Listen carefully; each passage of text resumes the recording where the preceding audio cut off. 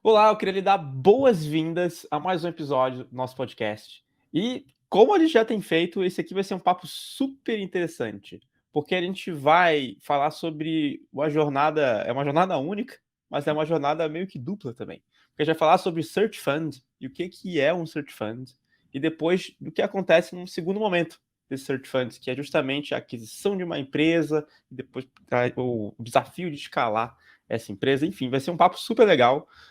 Eu sou o Marcel Almeida, CEO da PM3 e vou ser o host de vocês. Eu estou aqui com o Rodrigo Iannuzzi, que é o CEO da PM3, vai ser nosso co-host. Iannuzzi, eu estou super curioso, como sempre, nos últimos episódios eu tenho estado. Mas eu acho que vai ser bem legal. Esse é um dos que eu estou mais curioso, na verdade. Eu acho que esse ponto do Search Fund vai ser super legal da gente descobrir que não é algo muito comum no Brasil, né? Acho que, na verdade, esse aqui que o Marcelo vai falar com a gente foi o primeiro que eu vi, assim, depois ele conta Aliás, nem no mundo, né? No Brasil, muito pouco, mas nem no mundo é comum. Nem no mundo é muito comum. E como é que está sendo essa experiência aí também dele depois da aquisição da empresa, né? Vai ser super, super legal de entender. Legal.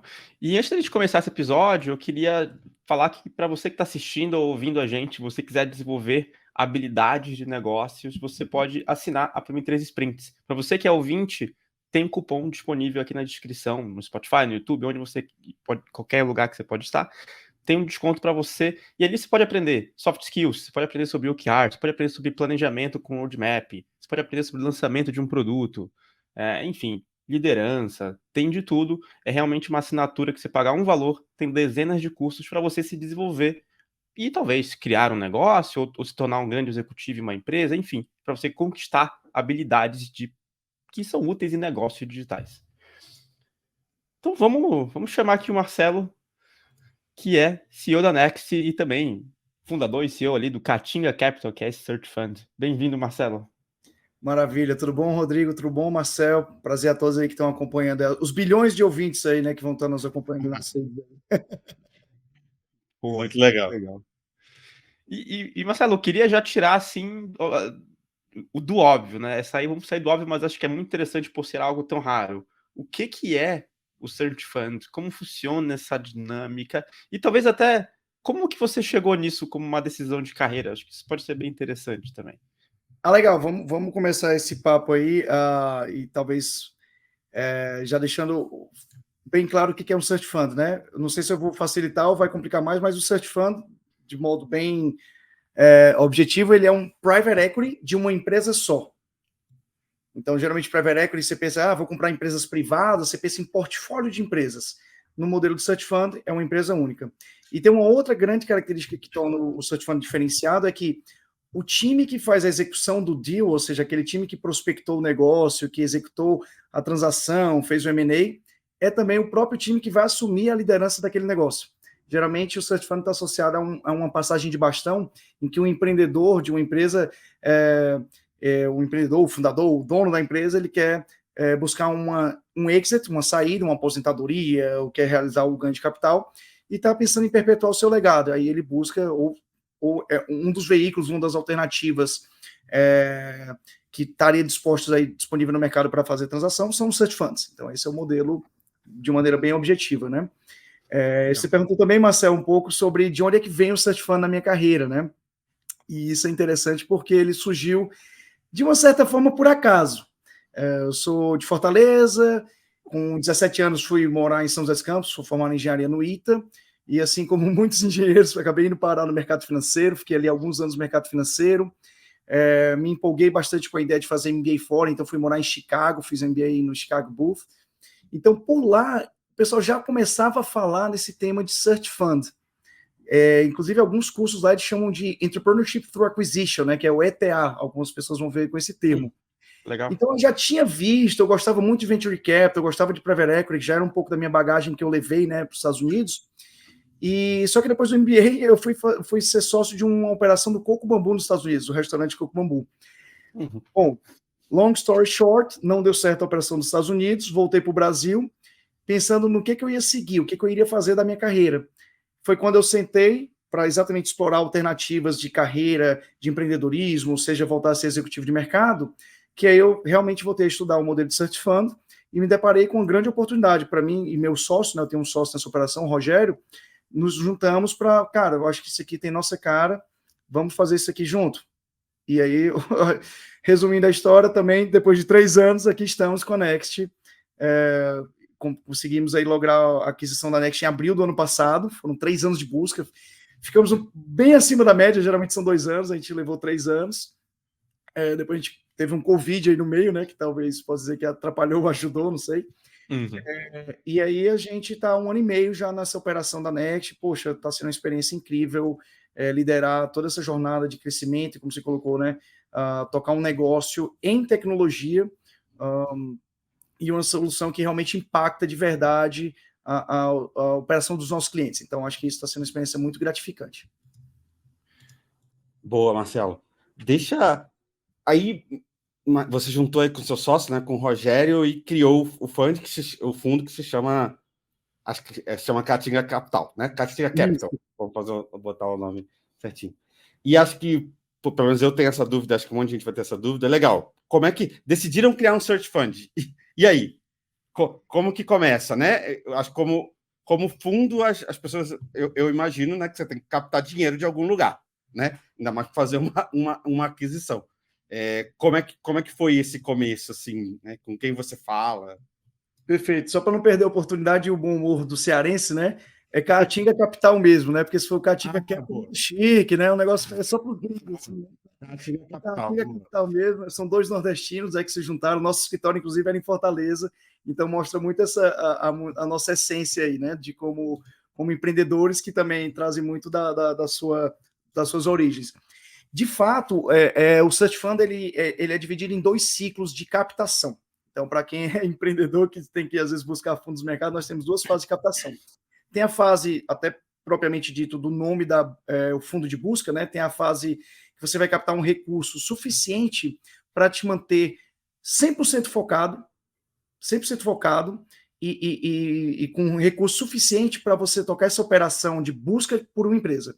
Geralmente você faz uma captação ali junto a um grupo de 10 a 15, 20 investidores que vão te fornecer ali um capital, obviamente esse número varia, mas a gente está falando de uma captação de 500 a 600 mil dólares, variando aí dependendo do teu objetivo, do padrão de estrutura que você quer montar para te suportar durante essa busca.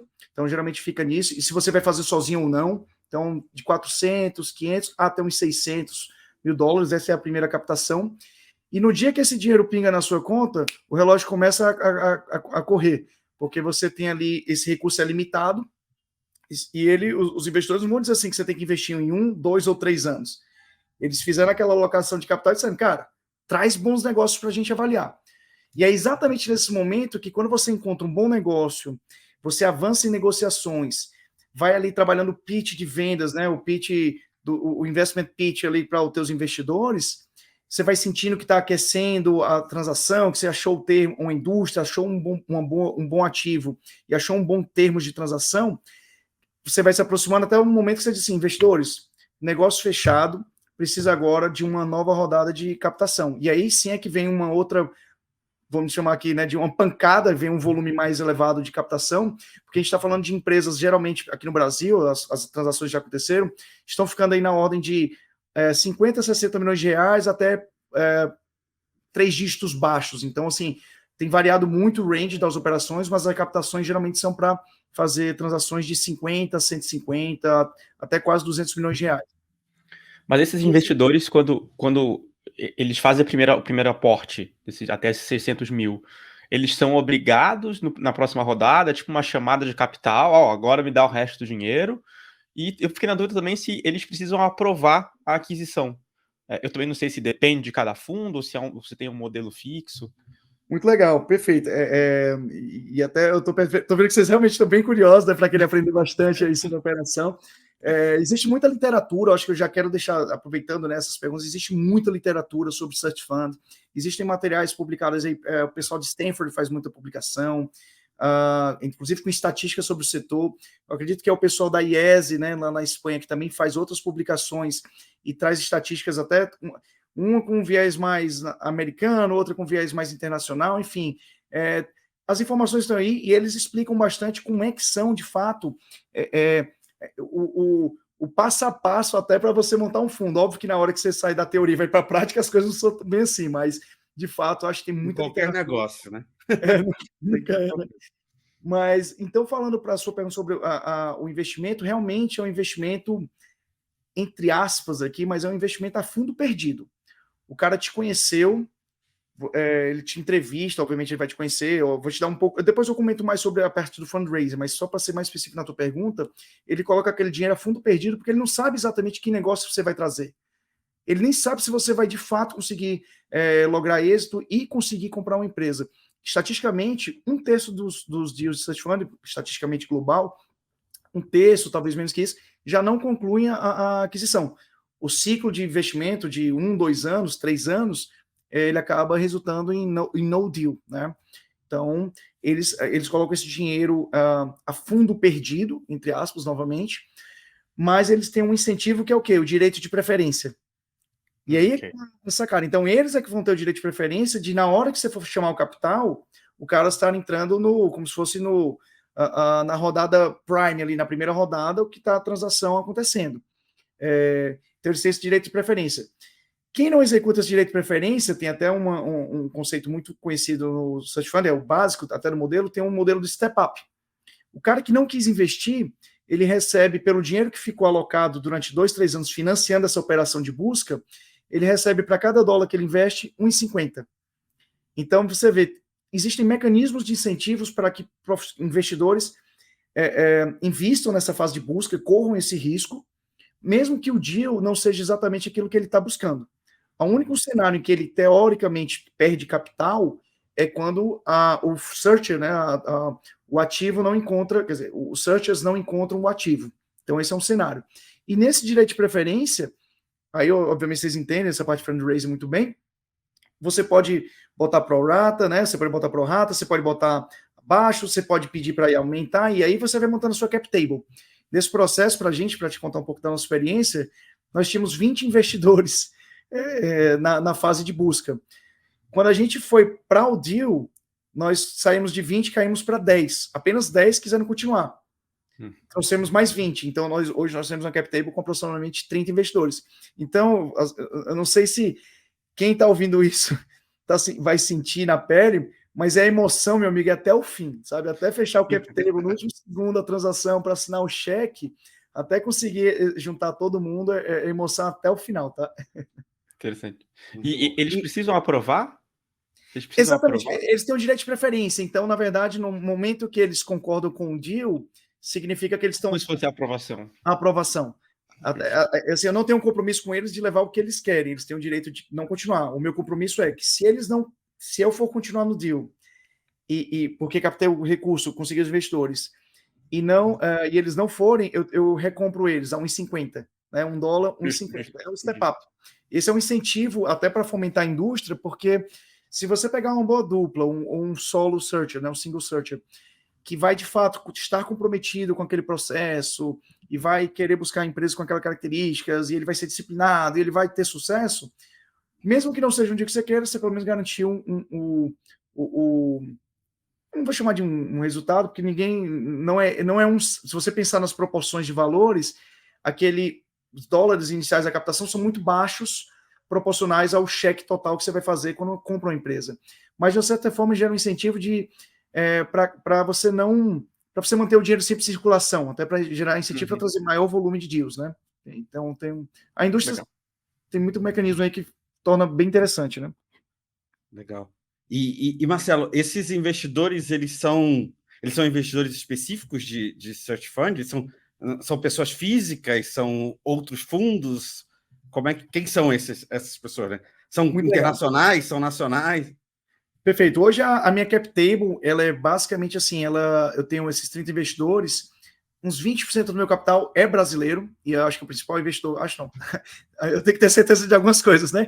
O meu principal investidor é o pessoal da Spectra, então a Spectra Investments é um dos grandes fomentadores aí da indústria de search fund no Brasil, então sempre agradeço muito a esses nossos investidores, eles nos apoiam muito, eles fomentam muito essa indústria de search fund no Brasil e na América Latina, a Spectra.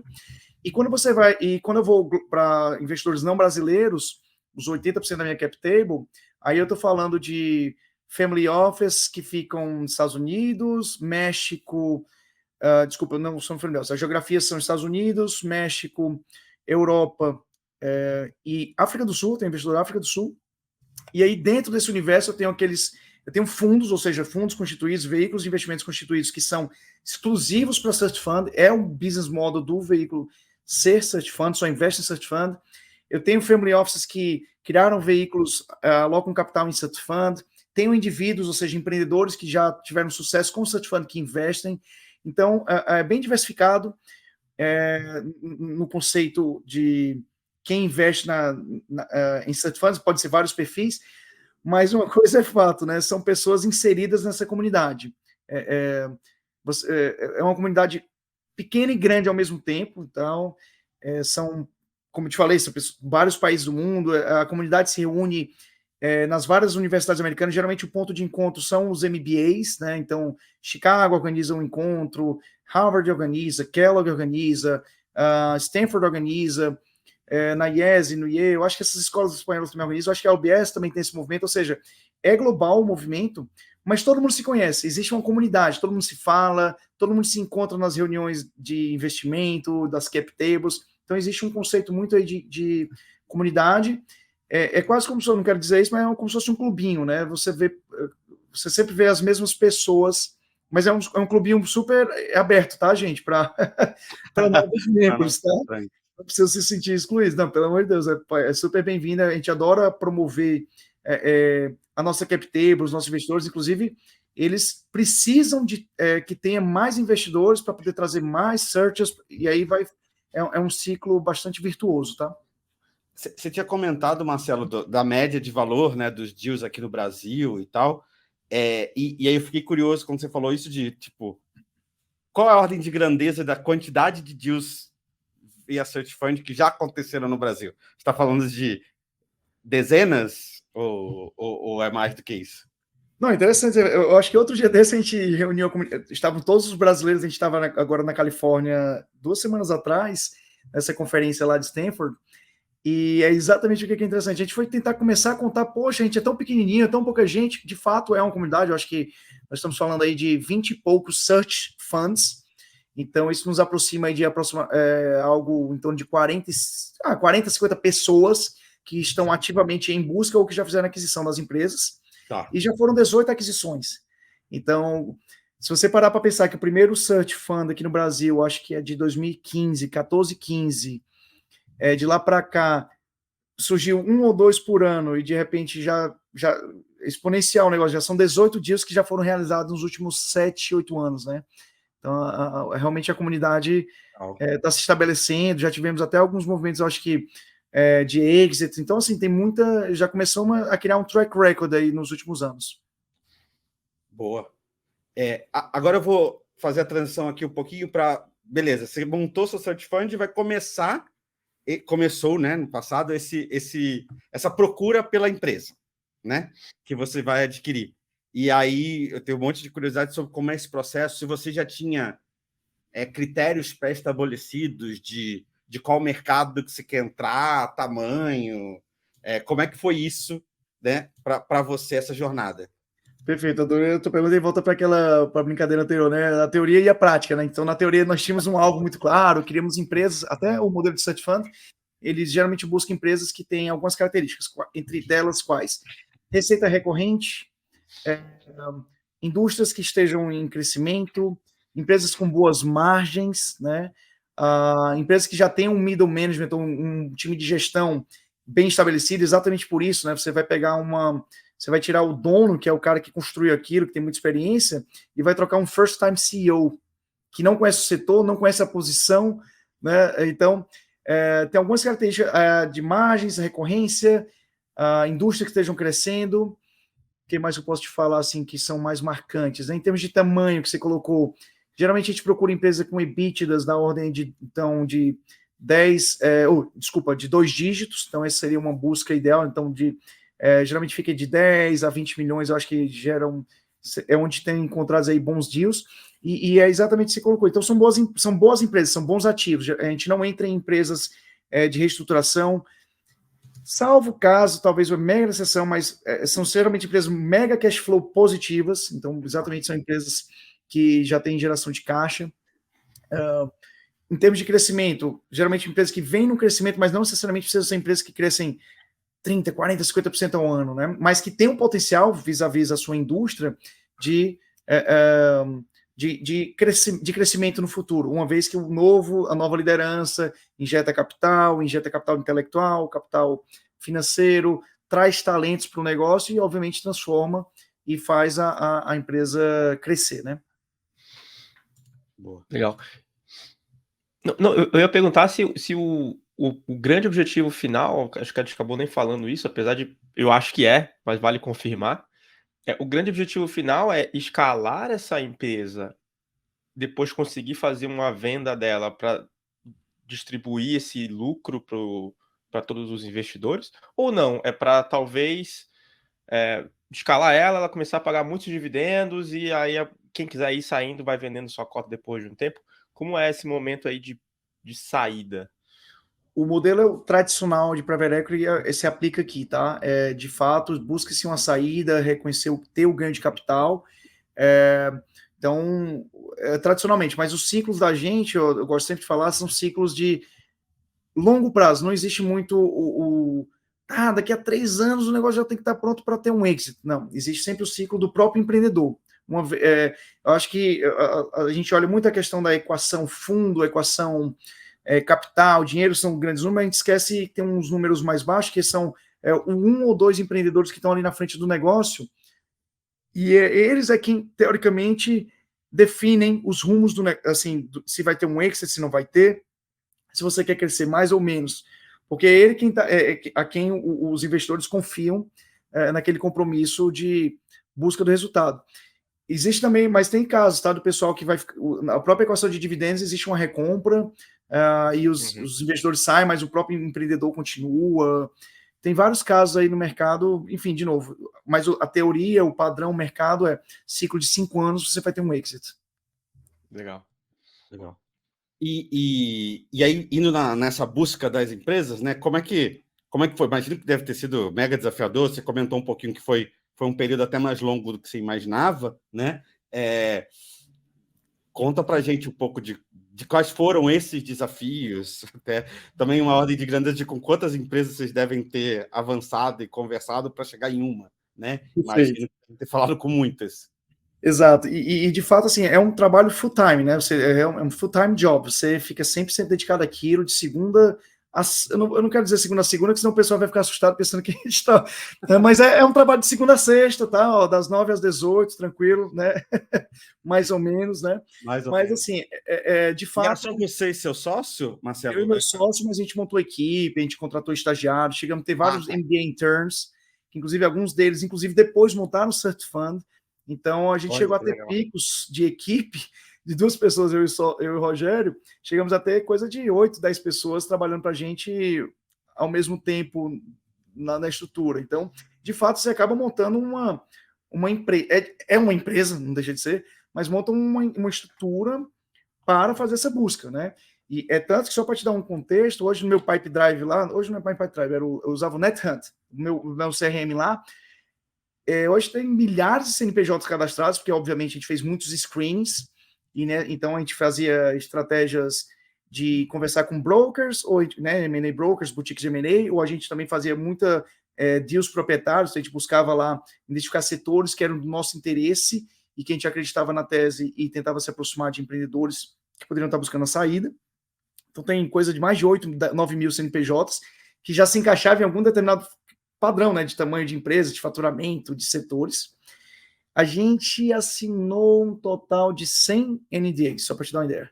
Caraca. E se você chega a assinar 100 NDAs nesse período, significa que você, de fato, conversou, aqueceu uma conversa para evoluir para você assinar um NDA. Você não assina NDA só por assinar, você sempre assina, cara, vamos aqui, essa tese faz sentido, vamos conversar. Tá, NDA assinado. Fizemos 40 propostas. Então, quando você fala de fazer propostas, significa que você parou para modelar, entendeu o mercado, entendeu o negócio da empresa. 40 propostas. Oficialmente tivemos 4 aceitas, oficialmente que eu digo é de fato o cara assinou, fora algumas verbais que na sexta-feira o cara aceita, na segunda-feira mudou de ideia, tem essas também, tá? As emoções, então tem um pouco disso. 4 oficiais, então a gente fez 4 diligências completas em empresas, e cada uma, né, que antecederam a quarta, que foi a última e a nossa empresa, acabou por algum motivo não evoluindo para a conclusão da transação. E aí é onde começam as emoções, porque você, no dia que você está ali começando a diligência, e nenhuma das empresas, assim, dessas que foram para diligência, era em Fortaleza. Então, para mim, eu já estava vendo, pô, vou ter que me mudar. E já faz parte, tá, do ciclo desse empreendedorismo de search fund, você não sabe onde é que a empresa você vai comprar. Quem fica em São Paulo pode até se dar o luxo, não vou ficar em São Paulo, porque São Paulo é São Paulo. Mas para quem às vezes está em praças menos volume de empresas, tem esse risco. No final, eu fui parar em Florianópolis, né? Então você pega um pouco da geografia aí, você vai ter noção. Mas foram 4 diligências completas. Então, nesse momento de emoção, que você pensa já qual a mudança, onde é que eu vou morar, qual é o bairro, você fica inserido na operação das empresas, porque você precisa fazer diligência, entender o negócio, e quando você tem que tirar, né, da mesa a oferta por algum motivo, ou às vezes até tive caso do empreendedor na última hora desistir também da transação. Olha, é muito frustrante. Então, é a hora que você, como empreendedor, você vê assim, cara, eu tenho uma visão de longo prazo, é isso mesmo, faz parte. Eu já sabia que isso ia acontecer, poderia acontecer, não tem novidade, mas emocionalmente falando, você vive muitas emoções, sabe, nesse processo, cara.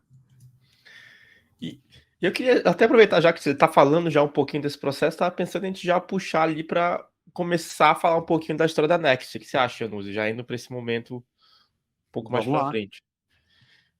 Conta um pouquinho, Marcelo, como foi as conversas com a Next mesmo, como os empreendedores reagiram, como foi o formato dessa negociação, porque, claro, eu imagino que cada uma dessas 40 propostas foi um pouco diferente, mas você contando da Next, acho que já vai ilustrar, de certa maneira, como é esse processo.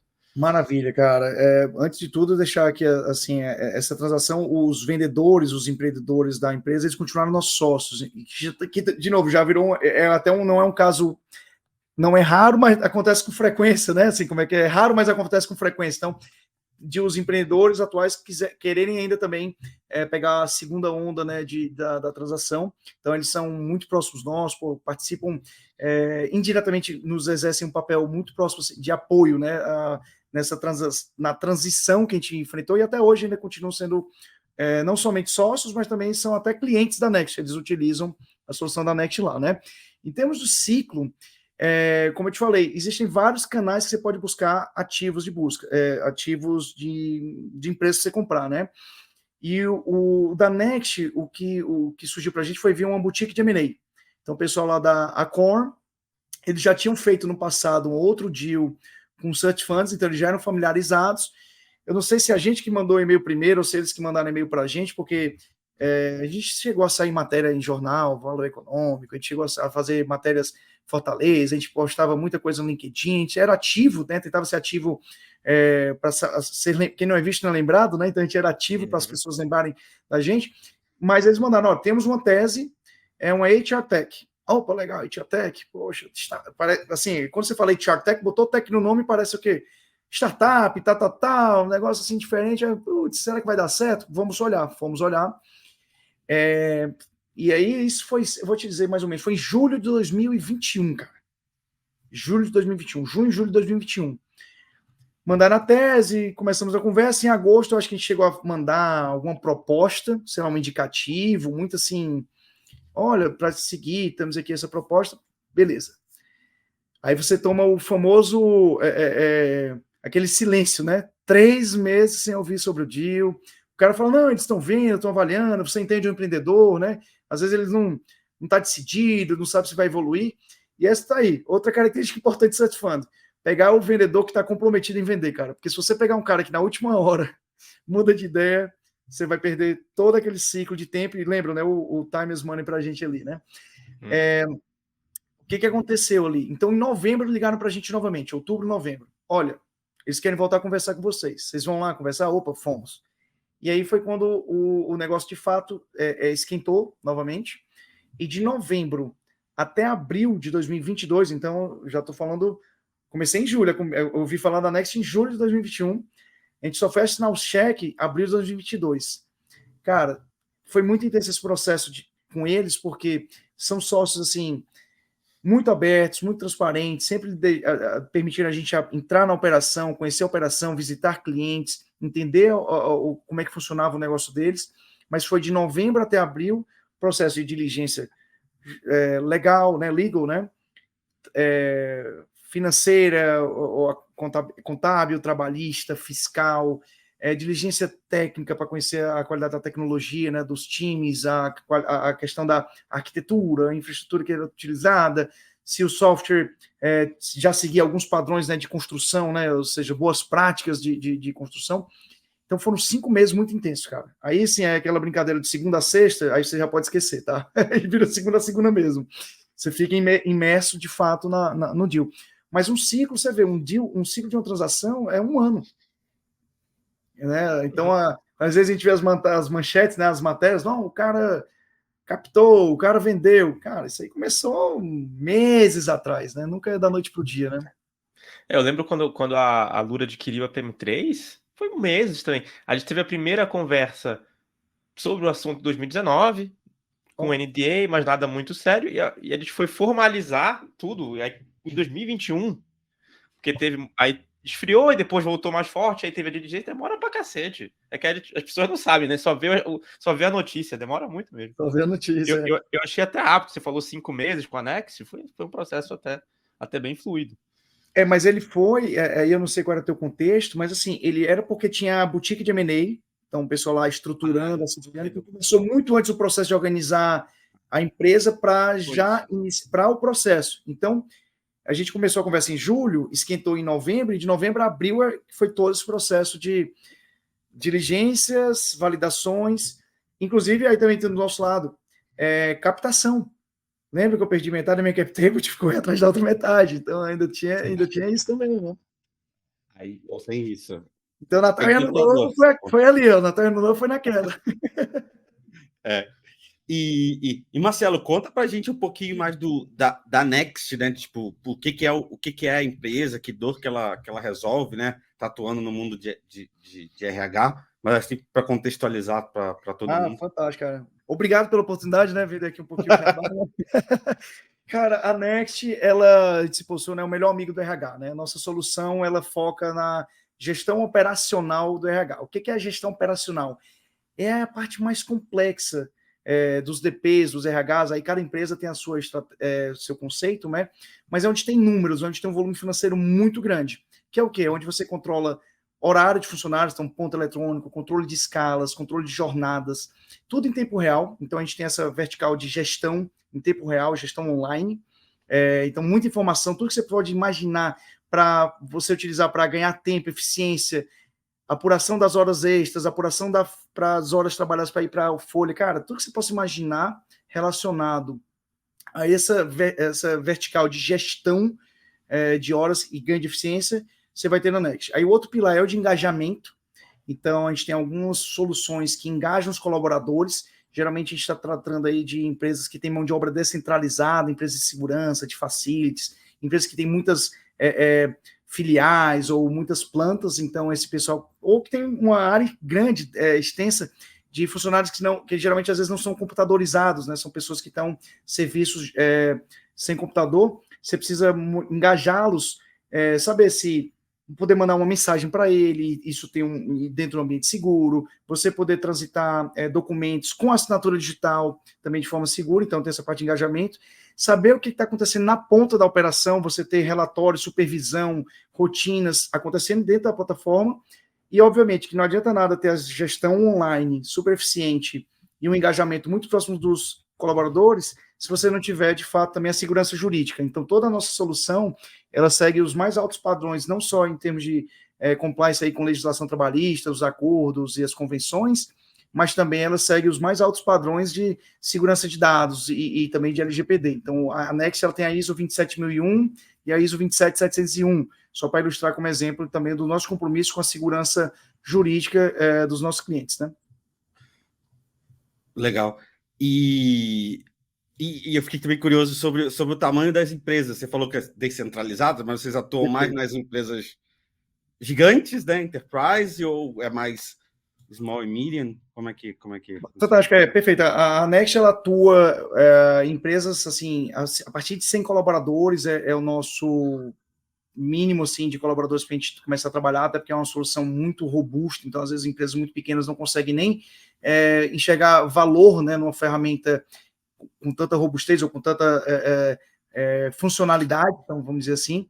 Mas o nosso, pensando aqui em termos de modelo de negócio, os nossos clientes padrões são acima de 1.000 colaboradores, então são empresas realmente que têm um grande volume de mão de obra e que enfrentam essa complexidade, né? Trabalhar muitas escalas, muita gente espalhada. Como é que você controla tudo isso, né?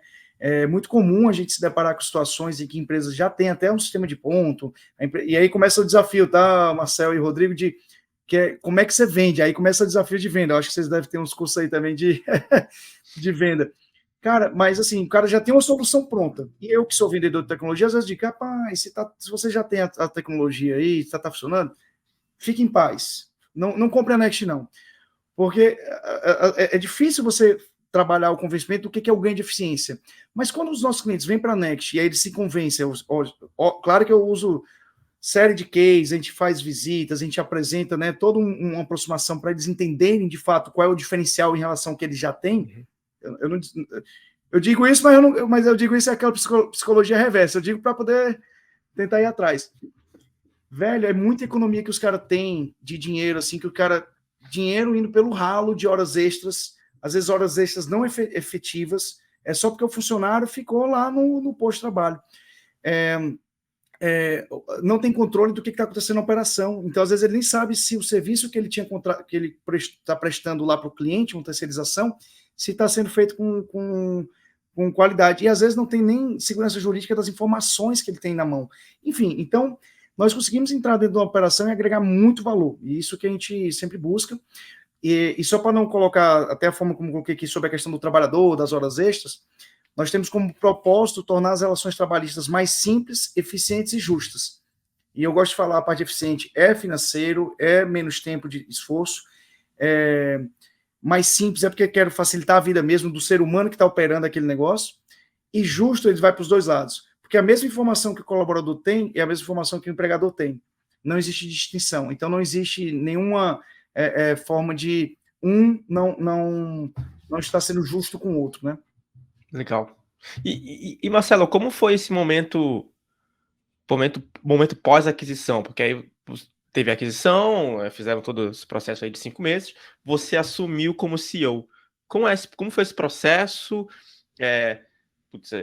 Eu sei, eu não sabe, acho que todo mundo aqui sabe, quem está ouvindo provavelmente também sabe que não tem aquisição, que não tenha uma pessoa sequer que fica, meu Deus, o que vai acontecer?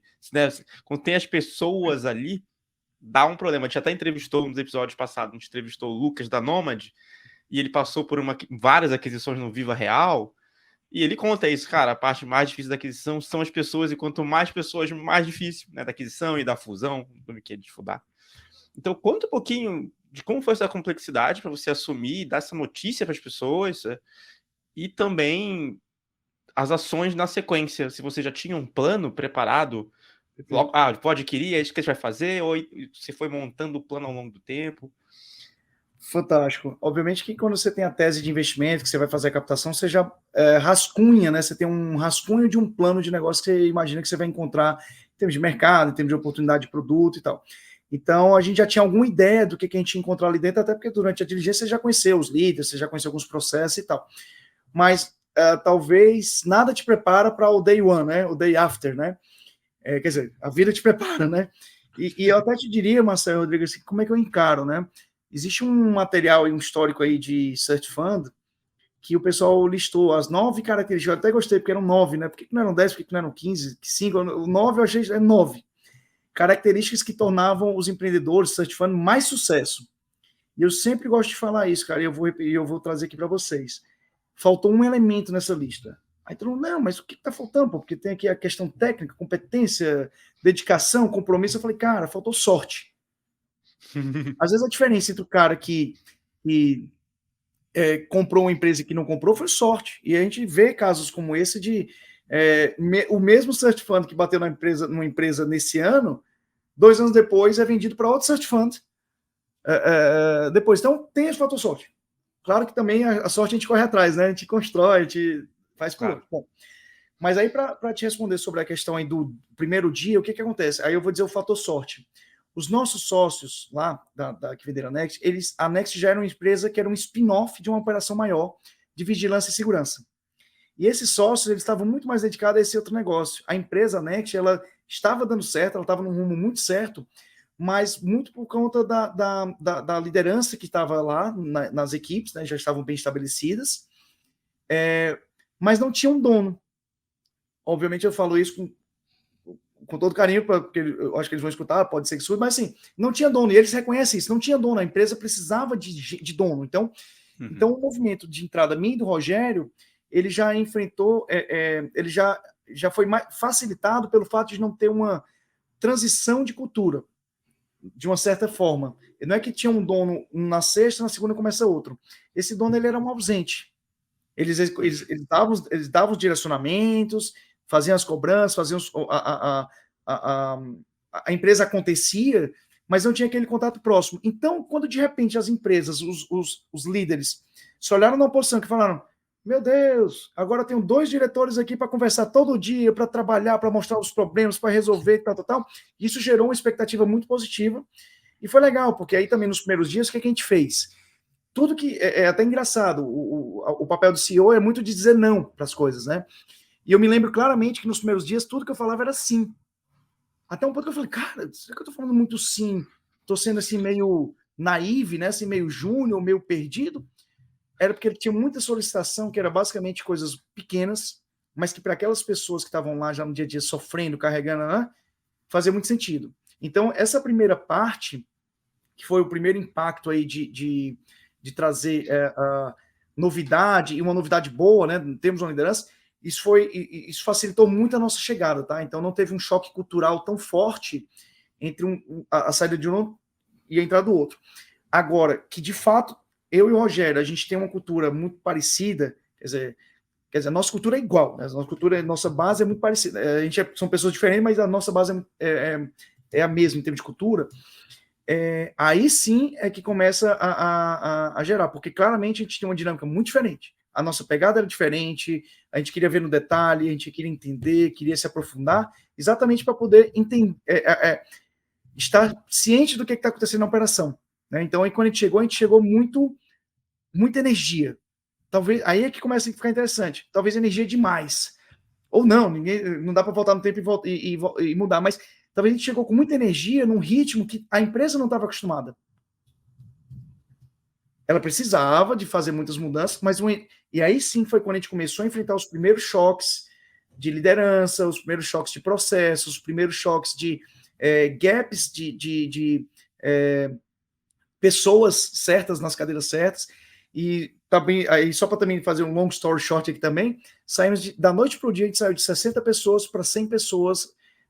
Hoje nós estamos com 130, mas a empresa, rapidamente a gente viu vários gaps de função, de pessoas, de responsabilidade, que a gente teve que suprir. Então, imagina a empresa dobrou de tamanho, quer dizer, de 60 para 100, 110 pessoas, quase que overnight, uma cultura que ainda não estava 100% estabelecida, 2 novos diretores que não conheciam o setor, não conheciam a tecnologia, não conheciam o setor, não conheciam os clientes. Cara, é muita coisa acontecendo ao mesmo tempo. E aí é onde começa você ver, né, Marcel e Rodrigo, é quando você está com as pessoas certas, né, cara? Porque aí vem a questão da cultura, que aquele negócio que todo mundo fala que é cultura, como é a estratégia no café da manhã, hoje eu respiro isso, eu percebo. Porque, velho, a estratégia, ela né, a teoria. Na prática, meu irmão, é a cultura. Né? É ela que vai definir ali o rumo do negócio. Então, a gente tem essa sorte na transição, mas depois no dia a dia foi muita conversa, cara. A gente teve muito one-on-ones aí, viu? Para ouvir, feedback, aprimorar, melhorar, diminuir o ritmo, acertar a comunicação interna, mas foi um grande desafio, viu? Hoje eu ainda tenho esse desafio constante, né? Liderança não acaba nunca, né? E Marcelo, acho que imagina o nível de mudança que foi principalmente para quem já estava lá, né? Para quem já estava trabalhando. Você falou de liderança estabelecida, imagino que o pessoal estava lá há alguns anos já na Next. Você conseguiu... Queria pegar uma ideia de quanto que você precisou mudar o time, ou se foi só um aumento, né? Você falou que dobrou, né? Você teve que contratar muitas pessoas novas, mas os líderes que estavam lá, vocês conseguiram manter essas pessoas, né, na equipe? Você precisou fazer troca, talvez alguns quiseram sair, né, por causa da nova realidade também. Pegar um pouquinho de como foi essa transformação. Uma forma de te dar esse contexto, a gente saiu, quando a gente chegou lá, tinham 5 lideranças, 5 posições mapeadas de liderança. Tá. Hoje são em torno de 20. Beleza. Então, significa que a gente tem muita oportunidade para pessoas que já eram de casa. Eu acho que a gente fez... Eu lembro que a gente fez poucas contratações de pessoas de fora. O RH a gente trouxe de fora. Trouxemos uma líder da área de growth de fora. Mas muita gente é cria da casa. Muito legal. Pessoas que já estavam lá há alguns anos, mas talvez esperando essa oportunidade de mostrar serviço. Então, a gente teve muito isso. Também a gente teve muita contratação de mulheres. Nós, quando a gente chegou lá, tinha umas... menos de 10 mulheres, hoje é quase, não vou dizer que é metade, mas uns 40 mulheres, então 30%. Os casos de liderança também são bem equilibrados. Ou seja, na verdade, tivemos poucas saídas, tem o turnover natural, acho que a gente pegou o ano 2022, teve não vou chamar de inflação, mas teve um hype, também sei se é o termo que vocês utilizariam, de aumento de salário do pessoal de desenvolvimento. Então acaba que você perde empresa. Nós somos uma empresa ainda relativamente pequena, né, para o contexto de competir com o mercado exterior e de competir, obviamente, com alguns grandes aqui do Brasil. Mas conseguimos reter bastante gente. Minha memória aqui é que a base de profissionais que estavam já na Next há 3, 4, 5 anos, todos continuam com a gente até agora. Legal. Mercado exterior, acho que praticamente ninguém consegue competir aqui, né? Mas, e aí, ainda nesse momento aí inicial, né? Você falou, tinha uma tese lá das principais mudanças, né? Quando vocês adquiriram a empresa, vocês imaginaram ali algumas alavancas de crescimento para conseguir chegar, né? Você pode falar para a gente um pouquinho de quais eram essas principais, assim? Óbvio que dentro do que você puder falar, né? Perfeito. Eu acho que até falhei em não responder, mas assim, a gente tinha um plano de 100 dias, então a gente tinha uma série de coisas que a gente tinha que fazer nos primeiros 100 dias que a gente já tinha mapeado antes de entrar na empresa. Então, a gente sabia que tinha que trabalhar melhor a questão de contabilidade, financeiro, tinha que olhar as finanças, tinha que olhar vendas, então tinha isso. Agora, em termos de driver, Rodrigo, me ajuda aí, cara, porque o meu cérebro fritou, cara, eu já nem lembro aquele negócio, aquela brincadeira, eu não lembro nem o que eu almocei ontem, né? Me lembra o que pode ser, porque a gente, em julho, então 3 meses depois que a gente assumiu, uma das coisas que foi muito estratégico para a gente importante foi aplicar uma metodologia de gestão. Então, hoje a gente aplicou metodologia de planejamento, de gestão, e ela facilitou muito isso, né? Em termos de controlar, né, o que está acontecendo na empresa, empoderar os nossos líderes para eles, de fato, assumirem as suas cadeiras, suas responsabilidades, o accountability, né? Então, a gente nem tem organograma, a gente tem um accountability chart. Então, a gente até usa alguns conceitos assim o líder está empoderado, ele tem LMA, né? Ele lidera, gerencia, manage e ele é accountable. Então, meu irmão, não adianta depois apontar para cima se você é accountable pela sua entrega. Mas vou te ajudar na forma como eu estava pensando, né? Tipo assim, óbvio que você queria crescer, você quer crescer a empresa, né? Mas assim, imagina que tinha uma tese de como você quer crescer, né? Você quer expandir para novos segmentos de indústrias, quero expandir geograficamente, quero criar novos produtos para esse mesmo público de RH, né? Perfeito. Né? Você acabou de responder, é mais ou menos por aí. Tudo isso ao mesmo tempo, né? Tudo isso ao mesmo tempo, e de frente para trás, de trás para frente. Mas, de fato, sim, a Next, ela... Quando a gente chegou lá, 90 e poucos % da carteira era de setor de facilities e segurança. Então, são empresas que até diria, tenho muito respeito pelos profissionais que são os nossos usuários. Hoje nós temos 350 mil usuários diários na nossa plataforma, né? Quando a gente assumiu, tinham 180, então a empresa já dobrou de tamanho aí nesse 1 ano e meio aí que a gente está lá dentro. Muito também reflexo do que já vinha, a gente está colhendo também muitos frutos do que é o ativo da empresa, né? Então, hoje já está em menos de 80%, depende desse setor. Ainda é muito relevante o setor de facilidade de segurança, que são essa mão de obra que é uma mão de obra descentralizada, eles ficam em postos de serviços muitas vezes eles se sentem mais funcionário, mais parte da empresa onde eles prestam serviço, do que de fato da empresa de quem eles vestem o uniforme. Mas então, de fato, a gente queria diversificar, porque o mercado brasileiro para mão de obra dentro do nosso CP, a gente está falando aí de um mercado de 12, 15 milhões de colaboradores, né? E o setor de facilidade e segurança, você está falando de 2, 3 milhões. Então, nós temos uma solução que a gente sabe que ela é muito forte, eficaz, efetiva para todos os verticais dos setores, inclusive muitos RHs que agora estão adotando a Next, que são de setores não de facilidade e segurança, estão percebendo o quão mais eficiente é o formato de gestão da terceirização, porque a terceirização ela tem que ser a forma mais efetiva, mais eficiente de gerir mão de obra, porque o produto dos caras é mão de obra. E aí o nosso sistema nasceu para resolver o problema de gestão de mão de obra de facilities terceiros. Agora que a gente está indo para as indústrias, outras indústrias, todo mundo que olha diz, caramba, onde é que vocês estavam esse tempo todo? Né? Então, diversificação de setor é uma coisa que a gente está acontecendo. Expansão geográfica. Quando eu entrei na Next, acho que já ficou claro, eu sou cearense, mas quando eu entrei na Next, a gente vendia R$0 para o Ceará. Hoje já é entre 5% e 10% do nosso faturamento, já vem do Ceará. O meu sócio de São Luís, a gente já está começando a ir para São Luís também. Então a gente tem essa visão também maior do mercado ser maior do que só São Paulo. Mas, ao mesmo tempo, o eixo da empresa mudou para São Paulo. Então já estava muito evidente que a gente ia ter que mudar para São Paulo o eixo comercial, de relacionamento com clientes. Saímos de uma pessoa que ficava em São Paulo, quando adquirimos, hoje são mais de 10. Então, tem essas mudanças de posicionamento também, geografia, produtos.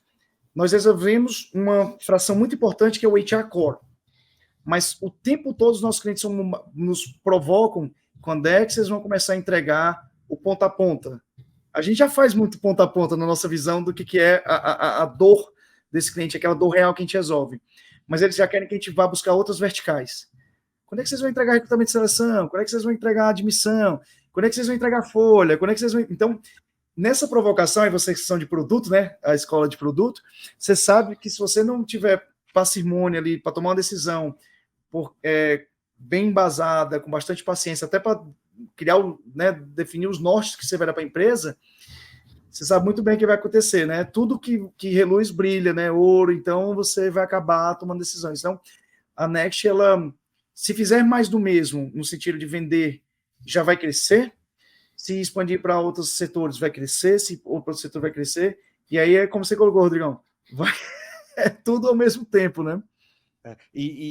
Nossa, é interessante você falar, porque eu já trabalhei como na posição de produto, né, para setor de RH, né? E acho que o setor de RH fala muito isso, e acho que isso vale para outros setores também, né? Acho que o sonho de qualquer pessoa que está querendo contratar é que tenha uma ferramenta que faça tudo o que você quer. A gente também tem isso, né? Tipo, putz, o nosso time de marketing seria ótimo contratar uma ferramenta que te entrega tudo. Mas, na prática, é quase impossível você ter isso. E quando tem, normalmente vai ter alguns gaps de qualidade em uma parte ou outra. E para você ter o melhor de cada um, você precisa ter N ferramentas, né?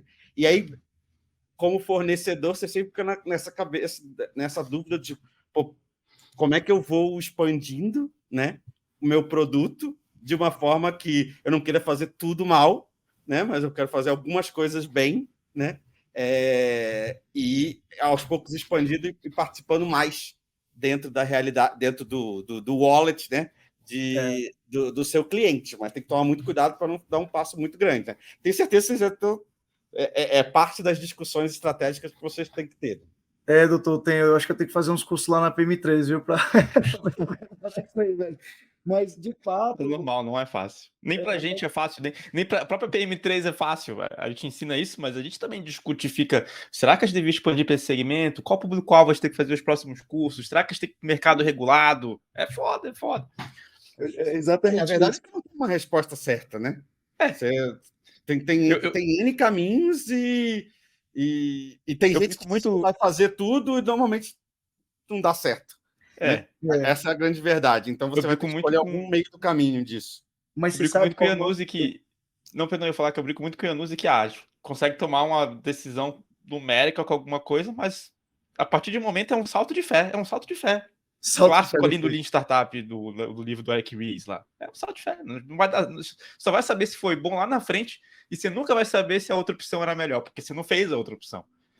Não dá para voltar. Mas, e é exatamente assim a nosso dia a dia, mas você sabe que a gente tem alguns posicionamentos que são interessantes com relação à Next. Primeiro que ela combina uma série de ferramentas, em vez de você ter várias ferramentinhas, eu nunca gosto de falar da concorrência, porque, como eu falo, se está funcionando, não mexe, sabe? Deixa quieto, está funcionando, né? Tá. Mas você pega várias ferramentinhas de mercado para RH, para fazer gestão de ponto, apuração, de atestados, tudo que você possa pensar em termos de gestão de RH ali, operacional, você vai ter no Next. Então, a gente se posiciona como one-stop shop. A minha segunda posicionamento que eu acho que é... de operações, né? Na parte de operações... Pessoal, né? Alguma expressão de departamento pessoal... Gestão operacional, que tem pessoal de campo, sabe? Então, aí tem um outro segundo que eu acho que ele ainda vai ser no dia que eu conseguir comunicar melhor ao mercado essa nossa funcionalidade, eu acho que aí é que está o grande salto exponencial da Next. É porque eu ainda não cheguei lá. O que acontece? Todos os clientes da Next, quando olham para a Next, eles falam assim, cara, tô com a Next, tá tudo funcionando, eu tenho minha operação na mão. Aí ele vai assim, meu RP integra com a Next? Então eu vou ficar com RP. Meu sistema de folha integra com a Next? Integra. Então eu vou ficar com RP ou com a folha. Vou contratar um sistema novo. Esse sistema integra com a Next? Integra. Então eu vou contratar. Se não integra, eu não contrato. Que é exatamente a parte das nossas integrações de APIs públicas. Eu dentro do mercado de RH, a Next ela é um SaaS, mas nós temos os endpoints todos API pública. Pode entrar no site lá das APIs públicas da gente.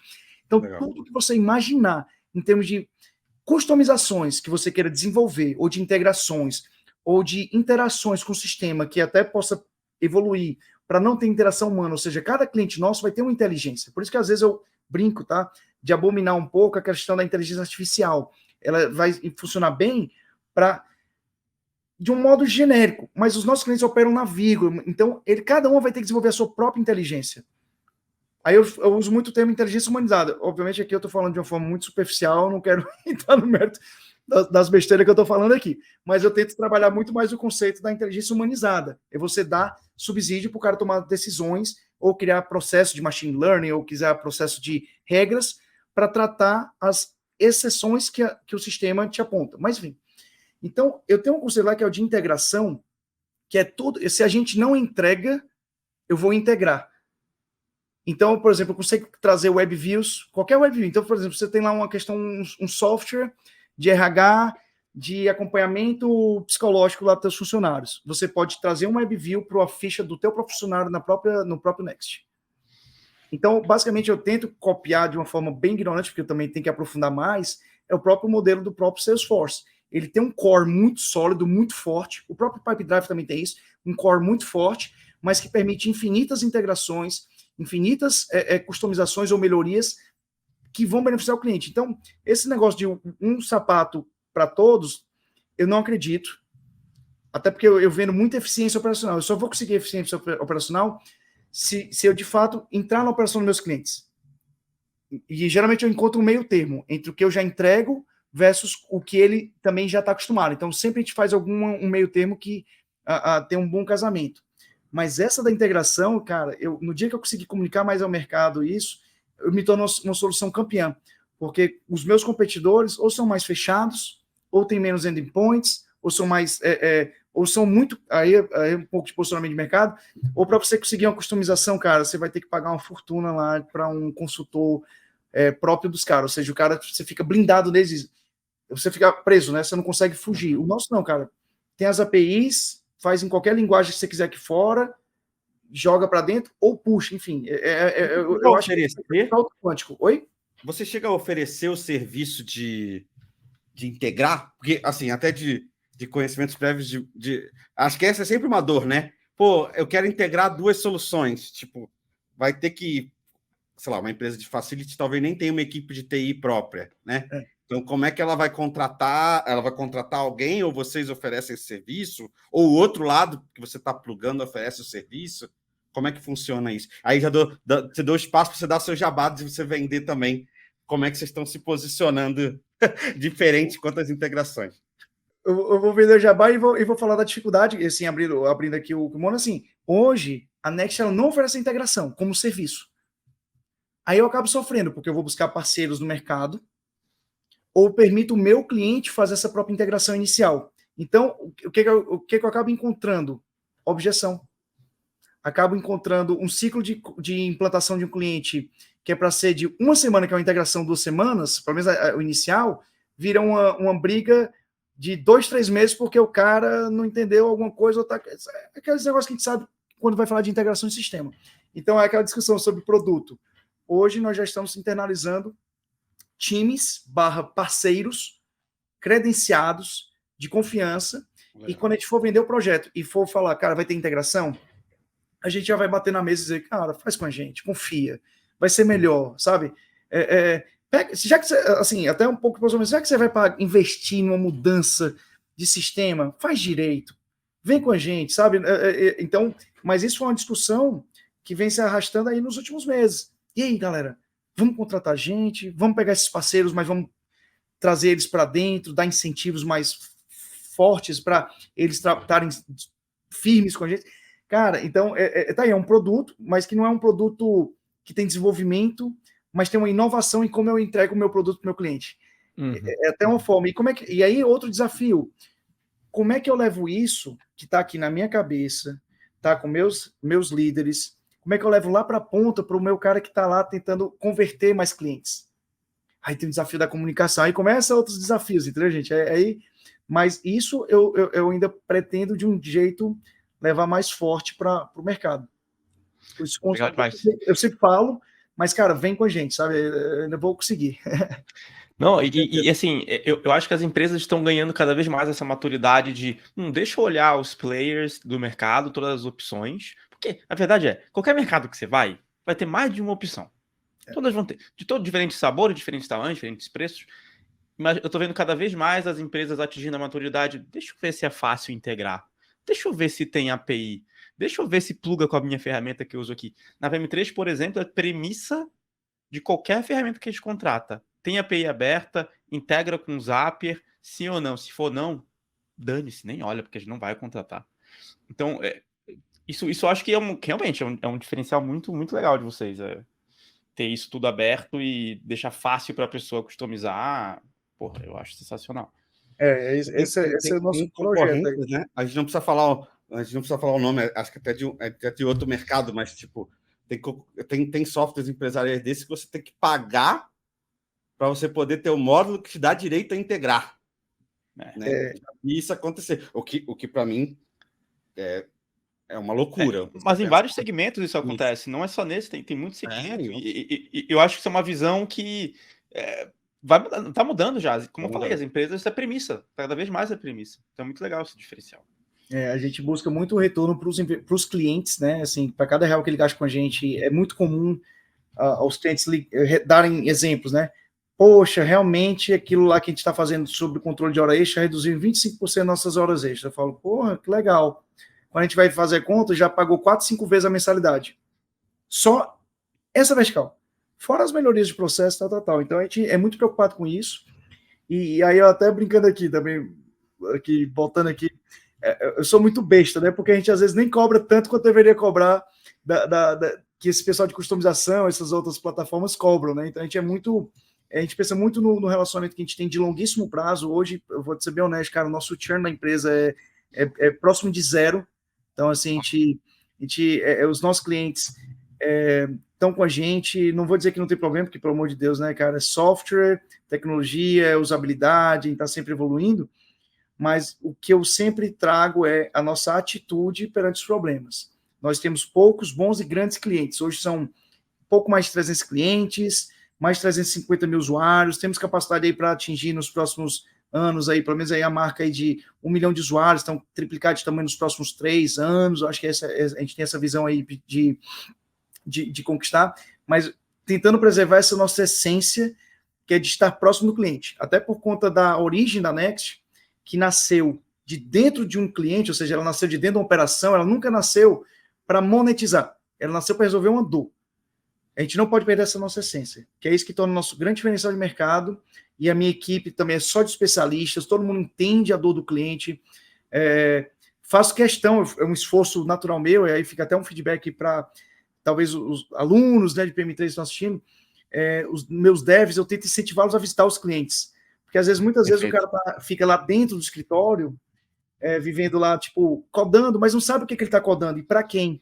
E quando ele descobre que aquele código dele pode impactar na vida de uma pessoa, até colocando às vezes na questão, uma pessoa mais humilde, uma pessoa é um servente, é um faxineiro, uma pessoa de asseio geral, porra, cara, aí começa ele encarar de uma forma mais, não vou dizer que não é sério, mas de uma forma mais feliz, talvez, a construção que ele está fazendo, porque aquilo ali tem um impacto lá na ponta. Né? Ele tem mais empatia, né? Ele acaba querendo da empatia. Acho que tem muito legal. E, pô, acho legal também que você falou que você tá... É muito engraçado isso, porque você... Engraçado não, é muito bom, na verdade. Você adquiriu a empresa através do Search Funds e você ainda tá falando da essência dela, de quando ela surgiu, mantendo isso até hoje, por fazer todo sentido. Então, eu acho isso muito, muito bacana. Faz toda a diferença. Total. Pô, eu gostei, eu tô gostando muito do papo, Janus e Marcelo, mas eu acho que a gente já conseguiu cobrir muito aqui, desde o Search Fund, a história da Next, os próximos passos da Next, e acho que ficou super completo, tanto para quem está curioso do Search Fund, quanto para quem quer saber mais sobre o mercado que você está atuando. Eu curti bastante. Maravilha, gente. Até para fazer aqui o comentário, né? Quem quiser saber mais sobre o Search Fund, pode me procurar no LinkedIn. Eu sou uma pessoa extremamente assim, acessível nesse contexto para promover a indústria de Search Fund. Eu gosto. Então, pessoas de MBA que estão na dúvida, eu disponibilizo ali uns 10, 15 minutos, até porque eu faço 3 perguntas, né? Se o cara quer fazer, se ele quer ir para Search, né? Você entende o que é um Search? Você quer e você tem capacidade. Então, se ele responde essas 3, inclusive, ele consegue captar o fundo, porque é o que os investidores vão olhar, né? E também, poxa, com relação à Next, ela é uma empresa que está em transformação, ela está acontecendo, a empresa ela resolve uma dor real, então eu me sinto muito satisfeito com isso, sabe, de você resolver uma dor, você vê o impacto nas operações dos clientes. Quem quiser conhecer mais sobre a Next, o site é o next.com ou o Instagram é o Seja Next. Ser um prazer também conectar e falar mais. Startups, quem tiver startups aí de HR Tech, se quiser chorar as pitangas junto, pode me procurar também, que eu adoro. E vez por outra, eu acho legal, cara, a gente encontra muito cliente em comum. Então, vez por outra, eu encontro soluções de mercado que tem cliente em comum, eu falo, cara, vamos pegar essa tua solução e vamos levar para todo mundo, porque faz sentido. Se faz sentido para um, a operação é a mesma. Então, é onde você começa a ter escalabilidade, sabe? Então, é bem interessante. Então, pode me procurar, vai ser um prazer. E quem quiser também aí trocar ideia de liderança, essas coisas, aí procure o pessoal da Marcel e o Rodrigo do PM3, que eles fazem melhor, viu? Que isso, cara. Essa experiência de assumir como CEO de uma empresa tem bastante história para contar. Por algum tempo. Acho que tem desafios super legais aí. Mas maravilha, Tom, um prazerzão. Muito obrigado. Muito obrigado. E pessoal que está ouvindo, o Marcelo citou uns artigos, né, uns links aí também de Search Fund, a gente pode deixar aqui na descrição, caso você queira pesquisar mais, buscar mais, a gente vai deixar aqui também disponível. E lembrando que você, como o Marcelo já falou algumas vezes, você pode também assinar para M3 Sprints e aprender outras habilidades, não só de produto, né, de negócio, de OKR, de gestão de pessoas, liderança. Claro, a gente sabe que não é fácil, isso está sempre evoluindo, sempre tem coisas novas, mas a gente está tentando ajudar ao máximo. Nós mesmos aprendemos aqui, né? Esse papo com o Marcelo, o papo com os outros convidados, a gente aprende, é muito legal. Então, querendo ou não, isso aqui é uma aula para a gente também. Pô, brigadão, Marcelo, valeu, Janus, e obrigado você que ficou com a gente aqui até o final. Até o próximo episódio.